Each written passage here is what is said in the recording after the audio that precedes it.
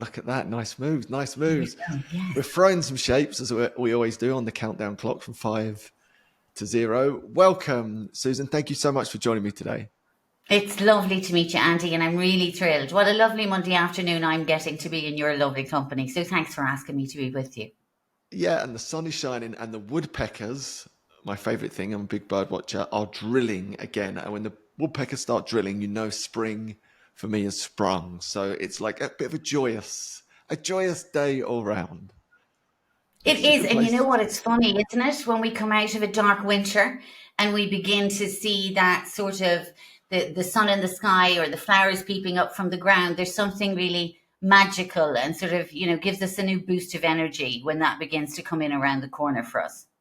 Yeah, and it's so metaphorical for life, and it's very metaphorical for, I think, our relationship with alcohol. And no doubt your story, and maybe we'll get into that in a second, has that shades of there's moments where it gets a bit darker and, you feel like there's that struggle and maybe it's never going to end. And then eventually, like that spring, you come out the other side and then blossom into something completely new and then realize very often that that greatest struggle, that darkest night actually very often ends up becoming your greatest gift. And no doubt that very much lives in your story. So maybe we could explore that together. What brought you to create this brand and magazine and all the work that you're doing with Hola Sober? I think that it is interesting that you could kick off there about the woodpeckers in spring because in the long dark winter nights of my drinking career, I was that classic case of coming in from work. And I used to drink at life, right? I'd come in and I'd drop my bag down and I would go straight to the wine rack and I would open up a glass because I felt I deserved it. Somehow I had conquered the world. I had somehow done something important that day, which I hadn't, just for the record. But that's the BS we were sold, and that's the Yeah. BS we believe in as women. And you come in every evening and you do that, and you drink at life, and you drink at parenthood, and you drink at traffic on the M40, and you drink at everything that comes your way, good, bad, or indifferent. And I think that one of the things that is most frightening to me about alcohol is that it creeps up on you, Andy. I didn't open that first bottle to end up where I ended up. I opened that first bottle way back in the day to be, I suppose, part of something that I felt this was wine was interesting. We spent 10 years living in France. Everybody drinks wine in France, don't they? Everybody does this every day, don't they? And you begin to think, I am completely normal doing this every day. And you become totally desensitized to the realities of drinking every day. I was desensitized to the reality of the impact it would have on me from a health perspective, from a life perspective. And I suppose when it creeps up on you really slowly and you don't have this classic rock bottom that people talk about, or you don't have what Hollywood leads us to believe, that stereotypical sort of image of you and me trashed under a bridge. You've a couple of earrings and a tattoo at this stage, Andy. I'm, in a short skirt, just short of selling my body like Julia Roberts did in Pretty Woman. And because I haven't got there yet, I'm thinking I'm good. I'm not as bad as these people. I will never be those people. And then, as that sort of sunlight comes into your head and you have that moment of lucidity, whether it's 3 a.m. in the morning or 3 o'clock in the afternoon, and you actually get to grips with yourself in a truthful moment and you say, this can't go on, this can't go on. And then that's where it gets really scary. Because when you look out into the world as to what you could possibly do to help yourself stop drinking, the only thing I could see was AA. The only thing I could see was a traditional approach. The only thing I thought was available to me was stigmatization, a label, church halls, dreadful, boring individuals. I do apologize to everybody in AA. I know you're all absolutely divine people, but I actually thought I'd have to go and buy twin set and pearls and start, lowering the tone of my voice. And, I had such a bad, bad, bad vista and idea in my head of what it would look like. And you know what? I went then back drinking for another couple of years. And so a decade plus passed between the moment of lucidity and the moment I actually went and got help and went into a sober online school. And I went into a sober online school terrified. I don't know about you, Auntie. I don't know about your day one, but I was so filled with shame and so filled with self-loathing. And being Irish, my genetic DNA has shame and self-loathing stamped into it at birth. And so when you put drink on top of it, you're in that dangerous place of believing that you're singularly the worst human being on the planet. You're the worst mother, you're the worst wife. And worse than that, you think, I'm the only one who behaves this way. Nobody at work does this. No, nobody out there. None of the moms at the school gate do this. I must be the only complete idiot that can't drink properly. And having spent years trying to drink better, buying smaller glasses, having rules of water after each glass, none of it working in online school, I had a 15-second window.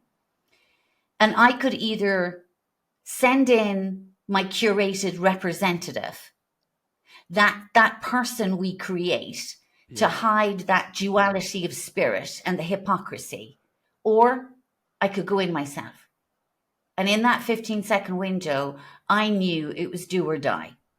I knew, Andy, I had to actually save myself because no one was coming for me, or send in the Ponzi get and the curated version, and for none of the help to reach me because I'm too busy putting up this facade.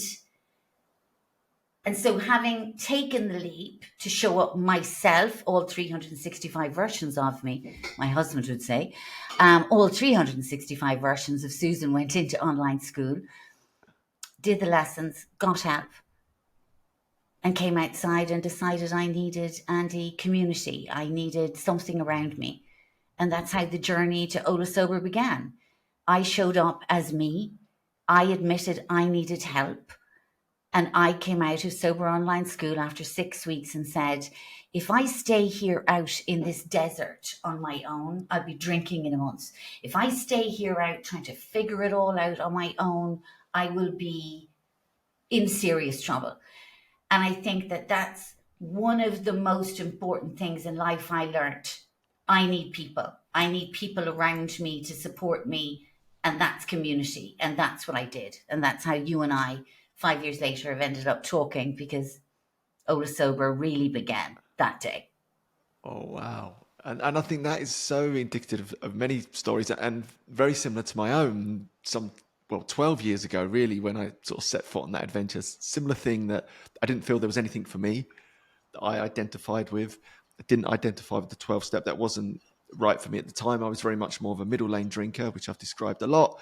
Was I drinking too much? Absolutely. Was I anywhere that felt rock bottom? No. So I got out just before that, but I was definitely on a slippery slope. But my big awakening was, there's no one else. Where is everyone? There's nothing for me. I don't know what to do. And I think that inspired me to start to create community. And that's what I think has been so exciting over the last few years, the likes of yourself, to create different communities through that need of looking around and there's nothing for me. And in doing so, then creates a community for other people to come together. And then we create these beautiful spaces. And something you touched on there, I think, is the most important bit. You could have turned up as that curated version of you or that authentic version of you, and be courageous enough to let the personas and the facade drop.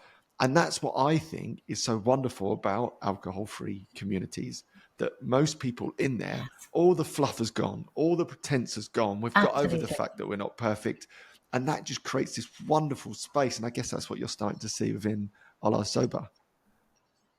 Absolutely. I mean, I think, isn't that it? That's the crux of it, right? The days of the curated version, she's gone, he's gone, right? And we go in and we dive in, and the relationships are intense and they're fun and they're fabulous because the nonsense is gone. I don't need to prove anything to you. You don't need to prove anything to me. I've done the greatest thing anyone can do. I have given up alcohol and I live in full freedom, surrounded by the most amazing people. And we do fun things together. And, I think that's been the greatest revelation.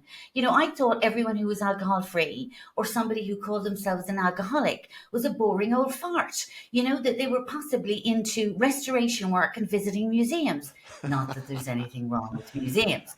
But what I mean is, I have the most joyous, gorgeous band of women, sober girlfriends around me. We call ourselves the Bad Sisters after the Apple TV production company, Yeah. one particular band. That TV series that was fabulous on Apple. And we call ourselves the Bad Sisters, and we do all kinds of crazy stuff together. In fact, we talk about fashion and food and cooking and, yes, partners, husbands, all the things. But it's fun and it's fabulous. And they go walking together and they go away for weekends together. And there's some of them coming to Madrid at the end of the month, and some of them came last month. And, the fun we have together is real, because you know what? Here's the magic. The magic is not just the talking. The magic is the ability to sit in silence together and be completely comfortable sitting on a sofa, just sitting there, enjoying a cup of tea, not feeling the need to fill that gap of silence, that feeling the confidence in ourselves as women, feeling the confidence in our relationship, that we don't need to keep filling the gap, which is what we did drinking. Oh my God, I need, that's powerful, to sit in a room, all hanging around, strewn across my living room, just there in January, like bodies. It was like, teenage dorm. These women are in their 50s and 60s, grown women, sitting around, some reading, tea, whatever. And that's powerful, right? That's what I'm here for. I'm here for authenticity, because you and I both know, right? We all work in curated worlds in the past. We all have to send in representation at work at times in our lives in the past. And so, in the great line of a beautiful blog I read recently, I didn't get sober for this shite. I didn't get sober. I didn't get sober for shite, and I didn't get sober for empty relationships and nodding and smiling. No, I got sober to be me, to have the courage to be me, and to be with a community of people who are equally as courageous and bold as I am, to be themselves. And that's a privilege when you spend time with people who are being themselves. And that's the magic, I think, of community that you and I possibly didn't anticipate when we came into this space. Oh, absolutely. And I think for me, the underlying really insight was that I was living that life of quiet desperation that Thoreau talks about, and Christy Moore, who you may know, sings about. I'm a huge Christy Yes, Moore fan. Um, and love you've him. just described that there. I think so many women and men are leading lives of quiet desperation and only ever really get into that superficial layer in terms of their conversation, in terms of their communication. I always say this, I think a lot of men in particular will go to their graves having never had a conversation much below football and work. And I think that's really sad. But then in the alcohol-free community, because that like veil has been lifted, as it were, there's a real opportunity to have deep and meaningful, meaty conversations with people that you've never met, Absolutely. often from all over the globe. And that is nourishing, isn't it? I Absolutely. think our soul, we need that at a soul level to communicate in that way. And I think, as you described there, I had no idea where this adventure was going to lead. I just wanted to stop something initially and stay stopped. But then all of a sudden, you open up this community, you meet new people. Again, the facades have gone, and you realize actually this is deep, this is powerful. Right? I'm leading a meaningful life, and which I think, we've only just met, but I can tell, having loads of fun, and you strike me as someone that's really enjoying this. And that's, I think, what I've tried to portray for the last 10 years. I'm loving it. This is the greatest choice I ever made. I have more fun now than I've ever had in my entire life. So I just wondered, to that point, in terms of fun and community, how do you all sort of get together, and what are some of the things that you do within Hola Sober? So Hola Sober, Andy, is sort of, if you like, there's three pieces to it, right? And it has been this magnificent organic growth in response to community, in response to what does the community need? Because I think one of my driving forces has always been, I don't have a disease. I'm not weak. I am not any more flawed than Johnny down in number 57, Bridie in number 56. You and I are not, deemed by a higher power to be some, terribly deeply flawed human being. So I was addicted to an addictive substance. So that's my line. And was I, in active addiction? I was doing a bottle a day. So let's put parameters on where I was. And so that's where I was. Therefore, I feel that there are millions of people, men and women like me, out there who believe the roof has to blow off before they evaluate their relationship. So my idea was coming into this space was to make sure that people knew you didn't have to have destitution, divorce, and homelessness as your bio to actually reevaluate your relationship. That was number one. Brilliant. So then I thought, what do I need? What do I need is someone who wants to live a full and a happy life. And the first thing I felt I needed was community. So I set up a community. And there are 10 online sober meetings every week for the women, and the men have one meeting. And I believe in meetings because they're Zoom squares and they get together and they talk and they support each other deeply. And I think that what you said about men dying before they've had what I would call a real conversation. One of the most privileged places that I've ever sat was about 3 weeks ago. And Kieran, who leads the men's Hola Sober for me, he was at a funeral and I sat in the chair for him. And to hear men in their 40s, 50s, 60s having real conversations about real stuff and supporting each other was singularly one of the most privileged places to be in a very long time. I'm the mother of 3 sons. I believe that men are strangled by some masculine memo that says you can't have deep and meaningful conversations unless you have a pint in you, unless it's about football. And so that was powerful to see men connecting with men. And that group on Zoom once a year, last year I had the gathering in Dublin. This year, the gathering is in Madrid, Spain. So therefore, bringing them all together to meet in Madrid, Spain, I will make total fools out of them, put them in flamenco dancing classes, do all kinds of fabulous things to make them feel at home and together. So that's the community. And then there is the Hola Sober Academy, which is where I again curated 3 different programs for people to feel empowered. See, this is a key piece for me. It's not just let's stop drinking. It's let's stop drinking and live a full, empowered and fabulous life. How can we do that? Through self-development, through leadership skills, through all of these modules that will shift the paradigm that is that feeling within that says, I am less than. I am less than. And my whole thing is you're enough. You're magnificent. You're doing the hardest thing. You're not drinking. And you're doing that in an alcocentric world. You're as ballsy as hell. You're a magnificent being. So, let's celebrate that. So I have Camino 30, which is 30 days. I pledged 90. Right now, Andy, I have 358 women in Pledge 90. And it's taking the Hola Sober Pledge for 90 days. And this morning, their lesson was on the inner critic. Right? So we all have an inner critic, but guess what? We also have an inner coach. So can we bench the critic? Can we resurrect the coach? Can we start giving it a name? Let's listen. Let's take on the world. Let's go for that job. Do you have a dream? Because alcohol takes your dream away. So now that you're not drinking, can we resurrect the dream? Can we restructure it? Can we refine it? How can we bring you over the line? And then I have the covenant because I wrote, and I say this to you and you're a man, but I hope you see where I'm coming from. I wrote the covenant, which is the 10 tenets of Hola Sober. What I believe is the structure in which I got not just sober, but live in sustained, powerful sobriety, right? Powerful sobriety. And the 12 steps were written by men, for men, Andy. There was 12 of them because you're slower on the uptick. There's only 10 tenets because they were originally written for women, right? All right, got it. Nothing personal. But so that's in the academy. And so those the academies, my ambition for the academy is to keep building it, right? So I'm bringing in other people to give courses and volunteer their time, give a lecture. I'm bringing in financial planners. I'm bringing in lots of different people. I have someone doing a lecture on art history because I want people to take up their passions.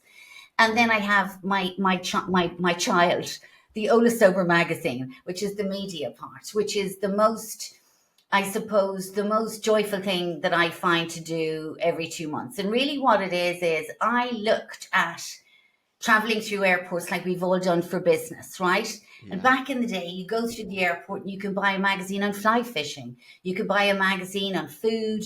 Sadly, you can buy a lot of them about wine. But why wasn't there something there for me? And there wasn't something there for me because they thought I was other, right? Because I'm not drinking, I'm othered. I'm over there, stay over in the corner, sackcloth and ashes, let's be done with you. Well, Yeah. sorry, with all due respect, get lost. I won't say any cursing, but get lost. And I felt I needed to create what was missing. And Ola Sober is my offering to all the sober community to say we are not different. You do like fashion, you do like beauty, you do like gardening, you like to bake. Take back ownership of the kitchen. And here's some inspirational, motivational stories sandwiched in around all of that, rather than it becoming like a church pamphlet, Yeah. which would have 4 words in it, don't do this, you failure, right? You can imagine it like, don't do this, you failure. Yeah. So that's my feeling of what would be given to us in the past. Whereas I wanted the magazine to be glossy and joyful. And more importantly, often you and I talk to the converted. Where we become game changers is we talk outside of this space. Mm. And I want my magazine outside and in. And there's people who don't have our thing who read the magazine. And I want them to be mindful of the me's of this world, that I'm not some, ginormous failure with, a big red mark on me. I just don't drink. Like, get over yourself, like, move on, right? And this is a magazine that I bring out, and I think that's important because we live in a world where it's the norm to drink copious amounts of alcohol, but it's not normal, right?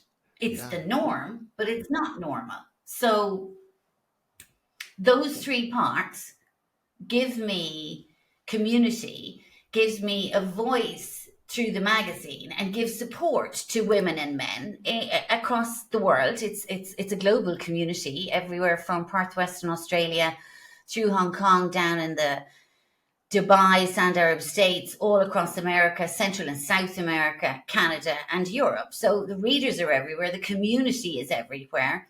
And I think that that's important, that all of these people all around the world connect in community, and they have get-togethers in the Ola Sober UK, come together. They eat large quantities of cake, but they also go walking and go by the sea, and they talk about crafting together. And in the US, they have get-togethers. They go hiking. And I think that's what it's about, isn't it? It's about living. It's not about going sober, sober, sober, sober, sober. Well, listen, there's one broken record. It's actually about living in empowerment and freedom. Wow. I've been beaming and smiling the whole way through that. People can't see it. It's just the podcast version, but still, just to listen to that for me just lights me up, because that's exactly it. That's exactly what I've resonated with for all of these years. Is actually, it's not just about stopping something and staying stopped and sober, sober, sober, sober, as you described. It's actually about living.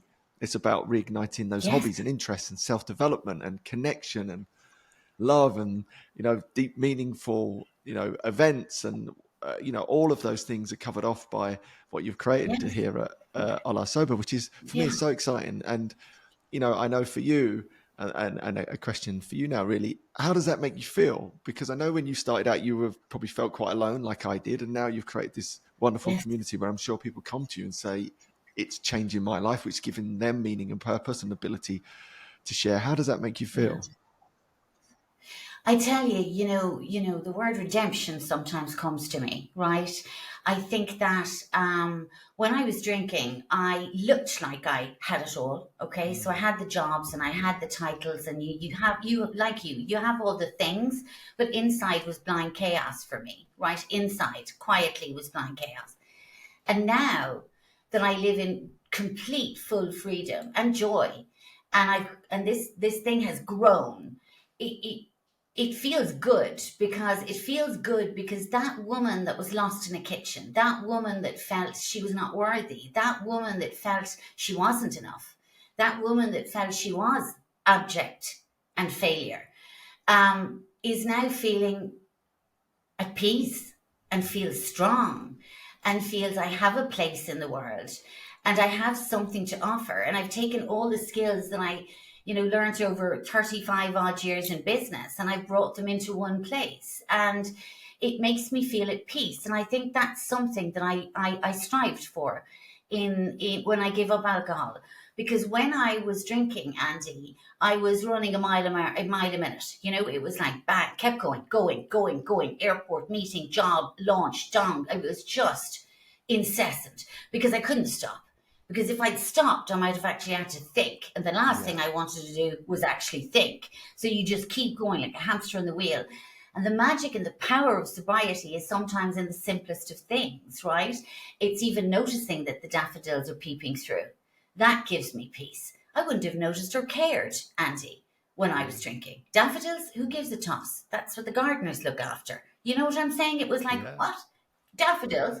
So now I find real peace in doing what I do and making it available for people to begin to understand that we can do this and we do this better together, that we don't have to be alone. John Donne says no man is an island. Well, no, we're not.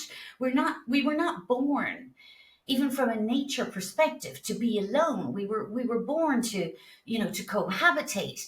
So therefore we actually thrive in community. That is what the human being does. We need spiritual connection, soul connection, we need physical, emotional, all of which is locked away from us while we're in drinking careers. Because when we're drinking, we're not feeling, because this is the thing we sometimes seem to forget. Alcohol is a mind altering substance, alcohol is a drug. So I was taking a mind altering substance for a very long time. Now I live my life without it. And the magic, like, the curtains have been pulled back. There's a Yeah. joy that I feel. There's a depth of emotion that I didn't know I was capable of. And I think love, you talk of love. At the end of my drinking career, I think that the word I would use about myself in my life and in my marriage was I was tired. I was tired of everybody. And very quickly in sobriety, I resaw my husband again. I fell in love with my husband again. I saw things in him that I had forgotten he was, because I was too busy looking into a wine glass, looking for, Tom Cruise. There you go. I didn't marry Tom Cruise. I married Richard Gere. But the thing is that I was looking into a glass, looking for something, and I had it in front of me all of the time. I had it all in front of me, but alcohol was standing between me and what I had, because we become lost, really lost. And I think that when we sober up, or when we stop drinking, or alcohol free, whatever people want to call it, there is this new, almost crystal clear clarity that comes to visit. And you wonder, is this just here for a day, and is this going to wear off? And then you actually think, oh my God, this is how people live when they're not doing mind altering substances.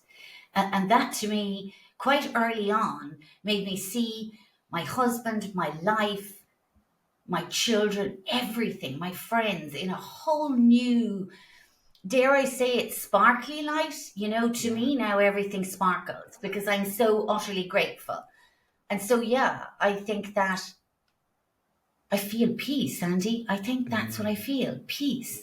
Yeah, and you are sparkling. It's so beautiful to see and just listen to you. Yes, you. It's inspiring, and that's what it feels like, doesn't it? I think it's reconnecting with that authentic self. And so many people would describe it as living in Technicolor versus living in a grey world. And my world felt grey for a long while, and then until stepped into this world of alcohol freeness, as it were, and rediscovered myself and went on this beautiful Yes. adventure, and now get to meet people like you and enjoy life in a completely different level again, which is so exciting. And then I was just wondering, what is your view on the alcohol-free sober movement as a whole, and where it's going to go over the next 5 or 10 years? It feels like there's a real sense of momentum's gathering. There's a hell of a long way to go, but it definitely feels like there's a real sense of upward progress at the moment.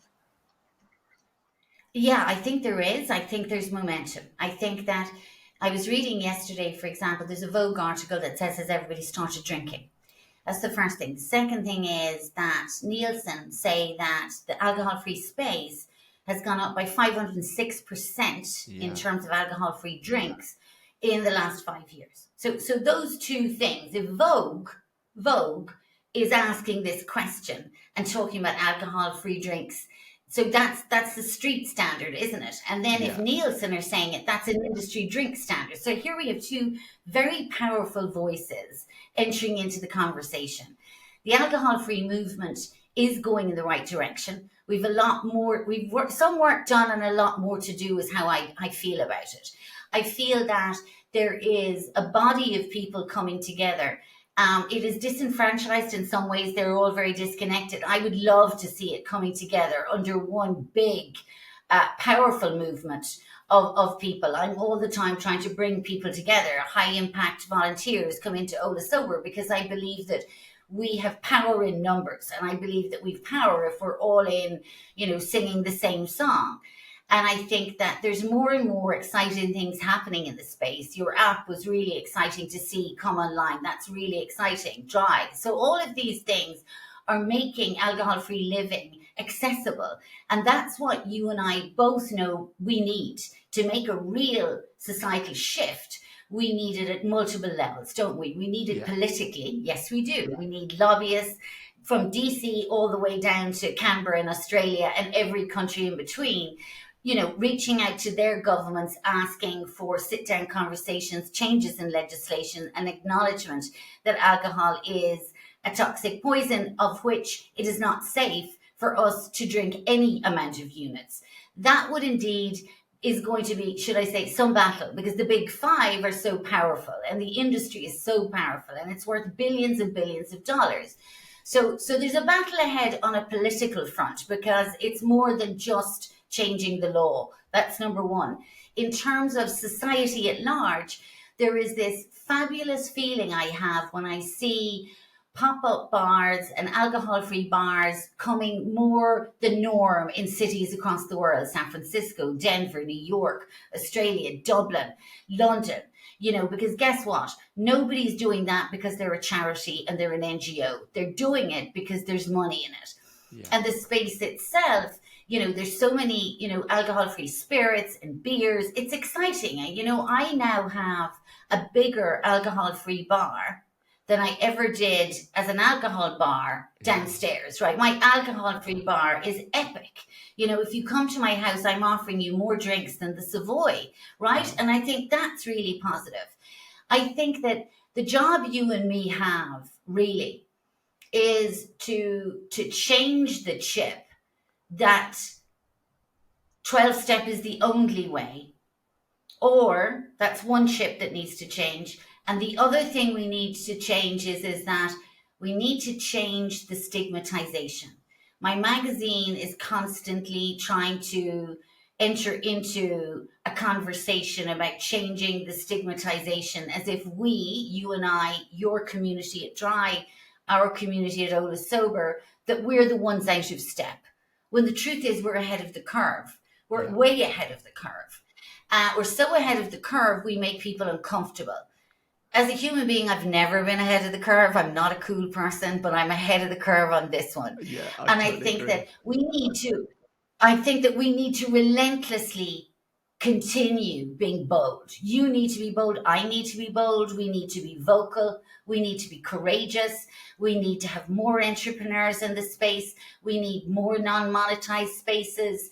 The problem is that AA is one of its most powerful things was that you threw $1 in a basket, and that was powerful. And sometimes there are people out there who need help, who can't afford to go into monetized spaces. Yeah, What I did was very expensive for some people. So Ola Sober is a fully privately funded, nobody has to pay any money. It's a thing. we used to give to breast cancer and dogs and all the rest, and now we don't. We only do Hola Sober as a family. And I feel that if people don't want to go to AA, they can come to a space that is non monetized. And I think that's important Yeah. because I think we run the risk in a space that is not regulated for all kinds of crazy stuff. So therefore, I think that you and I need to be vocal about you're a forerunner in this. You've been in this space for a very long time. You're a hugely respected figure. Your voice is very discerning, and people need to hear from you. And I want to continue speaking and bringing the conversation forward so that all of us in this space, are so busy that we actually need, 2 weeks in Barbados to recharge because we're so busy because people are getting the memo, Yeah. they're getting the memo that you can actually live a full and happy and a gorgeous life without any mind altering substance in your hand. You can be an absolute rock star. Yeah, I love this. I've been smiling the whole afternoon that you've been talking because it's just been wonderful to hear. And I think it's so true. And it's quite fragmented at the moment. And you and I will definitely connect on the back of this. It's one of the nice things of doing these podcasts, isn't it? We get in the room together and have these lovely conversations and realize how aligned we are. And I just wanted to thank you again. Thank Yes. you personally for everything you're doing. It is wonderful. And we need different voices, shapes, sizes, approaches to this. I Yes. think we want to give people choice. Where you and I began, there felt like there was no choice, and now there's more choice, and we need a lot more choice. And I think that will change the game. And I think what's going to be really exciting for us both is that we will see the cultural shift in the next 5 to 10 years, Yeah. where alcohol ends up like smoking. I really believe that people will still smoke in the same way they do now. People will still drink in the same way they do now, but they'll do so in full awareness, with total consciousness over what that actually entails for them. And I think there'll be a huge wave of people in the interim looking for help and Yeah. actually looking for Yeah. organizations and people like yourself and maybe myself that they can lean on to make that shift or that cultural change in their own life. And really, I think it's exciting times. I think it's really exciting times to be part of the alcohol-free movement. I'm delighted that we've connected today. So on that note, how can people find out more about you, more about the magazine? Do let us know. Hey, okay, so here I'm easily found, as they say, the FBI most wanted list. No, I'm joking. You can easily find me on Hola Sober, which is HOLASOBER.com, holasober.com. On there, you will see the sign up for the magazine, the meetings, and also the programs we offer at the Academy. Please feel free to email me, Susan at holasober.com, if you want to put in an article, if you have an idea for the magazine, if you're a reader, I want to hear from you. And if indeed you're out there and you're in Andy's community or anybody and you're sober and you have some sort of dream to work in publishing or something like that, please feel free to email me and send me through some articles and we can have a chat. And I love hearing from both women and men whose alcohol-free lifestyle is giving them the breath, the space, the energy, the time and the outlook to revisit those dreams that they thought had gone. Susan, you've been absolutely fabulous today. I've enjoyed every second. Thank you for joining me, and we will do this again soon.